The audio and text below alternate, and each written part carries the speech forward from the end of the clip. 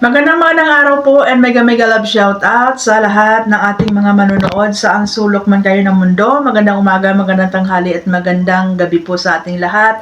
Sana po ay nasa mabuti kayong kalagayan. So, ito na naman si Kapitana ni Heinz, ang kapitana na walang barangay pero maraming tanod ang nakabantay. At ngayong araw guys is magbibigay tayo ng reaction regarding dito sa nangyari sa love team ng EDSA sa Kalingap, no? So, bago ang lahat, shout out sa Team Oppo, Antay, Kay, at sa lahat po ng mga team at mga grupo na nanonood sa atin, no? So, lalo na sa mga EDSA Natics, no?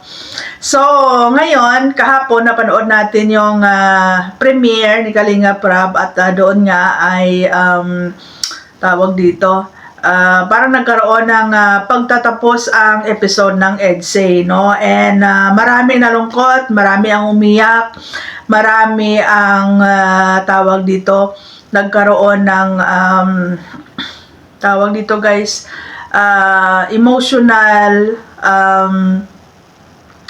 condition.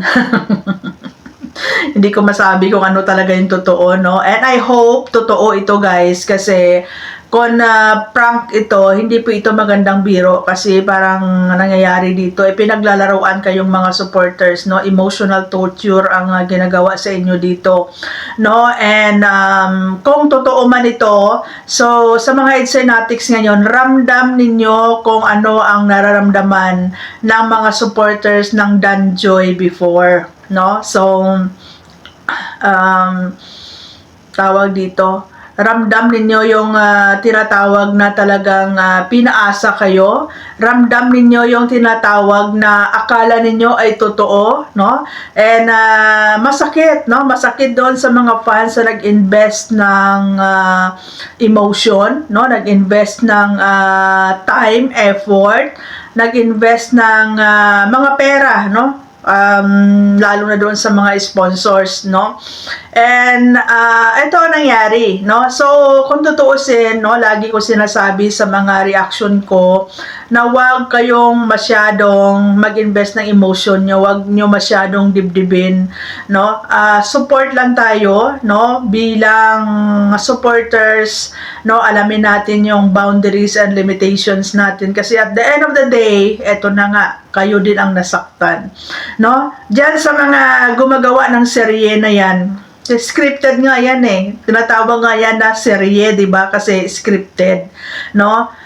Advantage yan sa kanila kasi kumikita sila.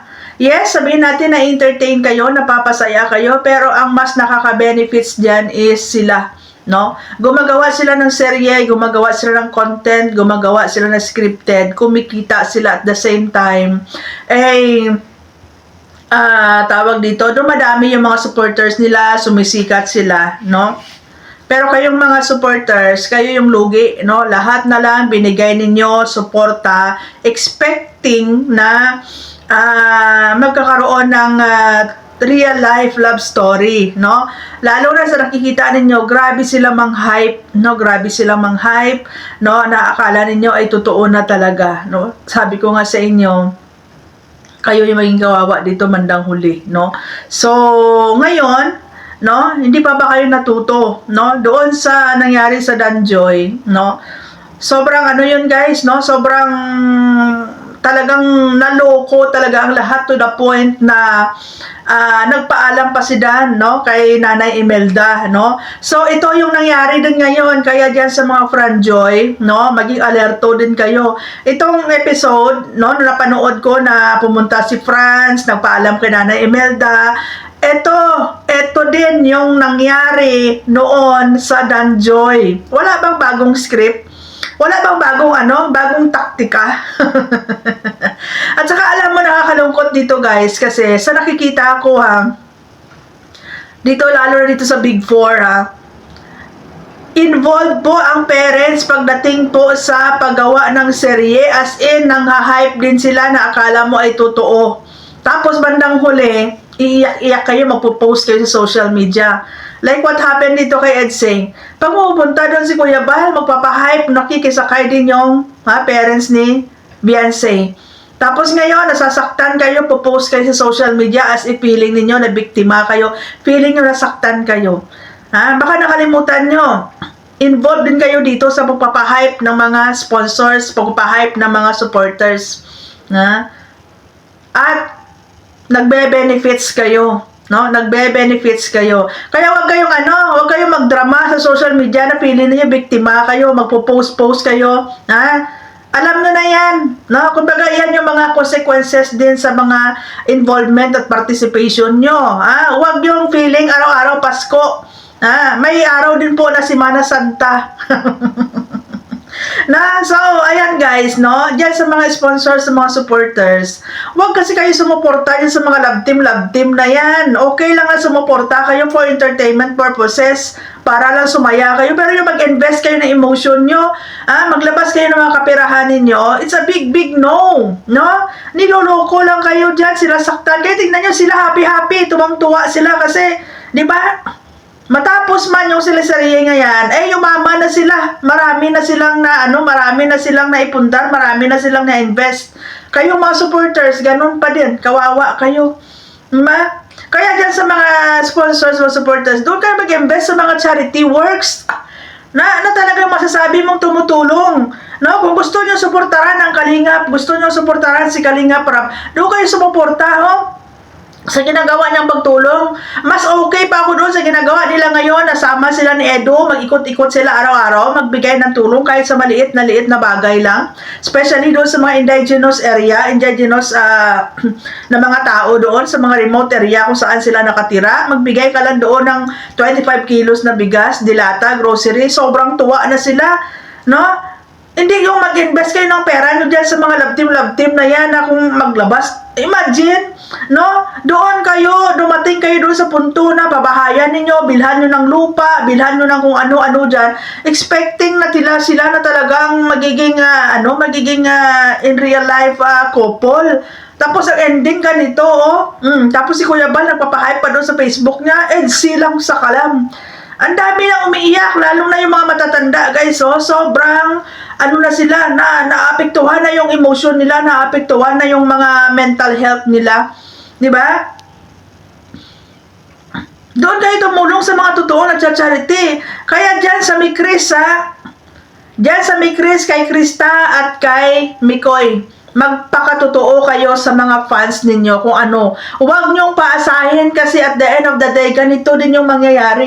Hindi pa ba kayo nadala? Hindi pa ba kayo naawa doon sa mga fans ng Danjoy dati?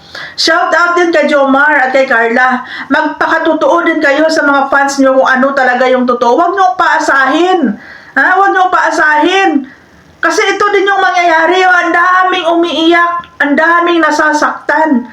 Kasi nga masyado nyo silang hinahype, masyado nyo silang pinapaasa, masyado nyo silang binibigyan ng assurance, no? Parang awa nyo na, no? Parang awa nyo na. Kaya nga yung ibang mga supporters ng Danjoy ngayon nakasuporta na lang kay Joy kahit walang love team, sumusuporta sila kay Joy. Ayaw na nilang commit sa isang love team. Ayaw na nilang masyadong ibuhos yung suporta nila dyan sa mga love team kasi nadala na sila. So dyan sa EDSA ngayon, di ba, ramdam ninyo kung ano kasakit yung nangyari sa Danjoy. Kaya dyan kay Jomar, kay Carla, kay Krista, kay Mikoy, magpakatotoo kayo. Kasi ang ginagawa nyo dito, nanluloko kayo ng supporters. Pinapaasa nyo yung mga supporters. Yung iba dyan, sige, bigay ng mga kaperahan nila, na mga kung ano-ano dyan. Kasi nga, masyado nyo silang pinapaasa. Buti kayo. Anytime na ayaw nyo na, bitiw na kayo. Anong mga fans? Anong nangyari? Nga. Di ba? Anytime pwede kayong bibitiw, lalo na kung malaki na yung ninyo, malaki na yung nakuha nyo sa mga sponsors. Lalo na kung malaki na yung kinita ninyo sa love team na yan. Pero ano nangyari sa mga sponsors? Sinasaktan ninyo.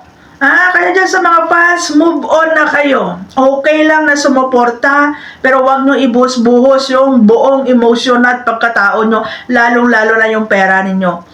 Bakit kayo sumuporta dyan, di ba? Para maging masaya kayo. Hindi para i-torture nyo yung emotion nyo. Kaya kayo sumuporta sa mga love team kasi gusto ninyo na sumaya, gusto ninyo na maging stress reliever yung pinapanood ninyo. Pero at the end of the day, anong ginagawa sa inyo? Tinutorture yung mga emotion ninyo. As in, wala naman silang pakialam. Kayo dyan, lungkot na lungkot kayo, iyak na iyak kayo, sila doon tuwang-tuwa, kasi kumita na sila for how many years. May mga naipundar na sila for how many years dyan sa pagko-content na yan, na akala ninyo totoo. May mga na-invest na sila, may mga na-acquire na sila mga property. Maganda na yung naging buhay nila, naging komportable na yung buhay nila, and all of the sudden, ayaw na nila, putulin na nila. Tapos kayo, naiwan sa ere, nakanganga. It's a big lesson learned. Kaya kung ako sa inyo, huwag nyo suportahan yung mga love team na yan pagdating sa mga kapirahan ninyo. Huwag nyo masyadong ibuhos-buhos yung emotion nyo. Doon kayo sumuporta sa mga nag-charity. Suportahan nyo yan. Alam mo, Kalinga Prab, yan sa ginagawa mong love team na yan, na imbes na lukuhin mo yung mga supporters nyo, imbes na saktan nyo yung mga supporters nyo, why not na ipursige mo yung pag-charity mo? Tapos araw-araw meron kayo nabibigyan ng konti. Kahit dyan pa magbuhos ng pera ang mga sponsor, mas maganda yan kasi at least, di ba? Maraming taong natutulungan, maraming taong napapasaya sa araw-araw. Imagine, sa isang araw may 5 lang kayo na mabigyan ng tulong. Sa isang buwan, ilang tao ang mapapasaya ninyo? Di ba? 30 times 5. Di ba? Mayroon kayong 150 ka mga tao na napapasaya sa isang buwan. Kaysa dyan sa love team na yan, kayo lang naman ang kayo lang naman ang nagbe-benefits dyan. Beneficiary, kayo dyan sa Kalingap, director, scriptwriter, kayo lang dyan, beneficiary. Actually, okay naman yan, nakakatulong kayo dyan sa mga beneficiary nyo, sa mga angels. Pero, Diyos ko, 3 taon na dyan pa rin kayo nakatutok sa beneficiary na yan. Mas mayaman pa yung mga beneficiary nyo ngayon sa mga nag-i-sponsor dyan ng mga OFW. Yung mga OFW, 1 taon, 2 taon na silang nakasuporta dyan. Pag-uwi na ng Pilipinas, ganun pa rin yung buhay nila. Pero yung mga beneficiary yan, mas mayaman pa sa kanila. Di ba? Walang problema guys, walang problema sa mga sponsors na nagbibigay, pero kung mga ganyan, nakikita mo. Kasi nakikita natin sa comment section, ang dami nasasaktan, ang daming umiiyak, tapos kayo dyan, wala lang. Di ba? Wala namang mawawala sa inyo Pag na-stop ang isang love team, meron bang mawawala kay Beyonce? Wala. Kasi marami na siyang naipundar, marami na siyang natanggap na mga gift of love. May bahay na siya, May mga sponsor pa rin natutulong dyan. Kahit nga wala nang tutulong na sponsor dyan Sa laki ba naman ng pera na naitanggap na ni Beyonce mula nag-umpisa ang love team, hindi na siya lugi. So, kahit stop niya yan ngayon, walang lugi si Beyonce dyan. Pero kayo na mga supporters, iiyak kayo hanggang ngayon.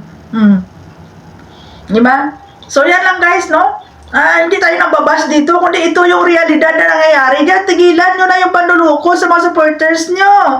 Kung mag-love team kayo, okay lang, na mag-love team kayo. Pero, magpakatotoo kayo sa mga supporters niyo na ito po ay love team lang. Wala po itong wala po itong commitment, wala pong string attached dito. Love team lang po tayo dito para po maging masaya kayo, para po matuwa kayo, Pero huwag kayo mag-expect. Hindi yung, pinapasa nyo yung tao na kulang na lang, ipakasal ninyo at isama nyo sa isang bubong, may palitson-litson ba kayo? May mga ipakasal, pamanhikan ba kayo? May mga, guys, dito sa Franjoy, napanood ko itong episode kagabi. My God! Ulitin nyo na naman yung nangyari sa Danjoy kasi ito din naman yung mga senaryo. Si Nana Imelda, kinikilig-kilig din. Tapos bandang huli, iiyak-iyak na naman. Diyan sa mga parents na mga beneficiary dyan, nakikisali din kayo, sumasakay din kayo kasi bakit? Kumikita kayo. May mga natatanggap kayo. Kaya huwag kayo mag-post-post sa social media na akala ninyo naging biktima kayo. Yung botmiyo na lang talaga. Wala bang bagong strategy dyan sa Franjoy? Kundi i-copy-paste pa rin ninyo yung nangyari doon sa Danjoy. Tapos ang ending, iyak-iyak na naman. Nasaktan na naman. Maniwala ko sa inyo. Diba? Kawawa yung mga supporter dito. Magpakatotoo kayo. Kasi dito halatang halata, biktima. Nambibiktima kayo. Pa-hype pa more. Ha? Pa-hype pa mo. Marami pa kayong mabiktima dyan, ha? Bandang huli, makukuha nyo talaga yung parte nyo dyan sa Kalingap, sa totoo lang. Ha? Bandang huli, makukuha nyo talaga yung reward nyo dyan pag ganyan yung nangyayari palagi. Di ba? Oh. Shout out kay Dr. Lab. Ha? Ngayon ko lang laman, iyakin ka pa, litsugas, kalaki ng... Ay, pagkalaki-laki ng katawan mo na, iyakin ka, iyak ka din sa tabi ni Beyonce, Diyos mio, Marimar. Akala mo naman ha? Napaghalataan tuloy na iniiyak mo, mawalan ka ng ng pagkikitaan. Iyak sa tabi ni Beyonce kasi ayaw ni Beyonce na magpa-content. Iyakin ka sa laki ng katawan mo na yan, bunjing ka. Doon sa live mo, iyak ka din doon. Akala mo naman ikaw yung nabiktima ni Leo D. Another reaction tayo dyan sa issue ni Dr. Lab at saka ni Leo D. Sa ngayon, Beyonce lang muna. So, magiging eye-opener, magiging awareness, at magiging lesson learned to sa inyo, guys. Nangyari na before sa Danjoy, mangyayari naman ngayon sa EDSA. What's next? Babantayan ko yung Jomcar at saka Mikris kasi pag nangyari din naman yan, ang ending yan, sabi ko sa inyo. Kaya Carla, kung mahal mo yung mga supporters mo, magpakatotoo kayong dalawa ni Jomar. Pareho din yan sa Mikris. Kung mahal nyo yung mga supporter sponsors nyo, magpakatotoo kayo, huwag nyong paasahin. Kayo yan, ang bibiktima kayo. Nabibiktima kayo. Diba? Ang importante lang sa inyo na kung ano yung may benefits inyo. Pero hindi nyo iniisip ano yung magiging epekto niyan sa mga supporters, sponsors ng bandang huli. Shout out sa ibang mga sponsor supporters na napaka open-minded na alam nila kung hanggang saan lang. Alam nila yung limitasyon nila. Pero yung iba, guys, Diyos ko, hindi makakain, hindi makatulog, iyak-iyak sa social media. Ay, Diyos mio, Marimar, nakakatawa kayo. So, yan lang muna, guys, no? Magla-live reaction tayo pag may time ako mag-live kasi busy lang talaga ako ngayon, guys. Hype pa more!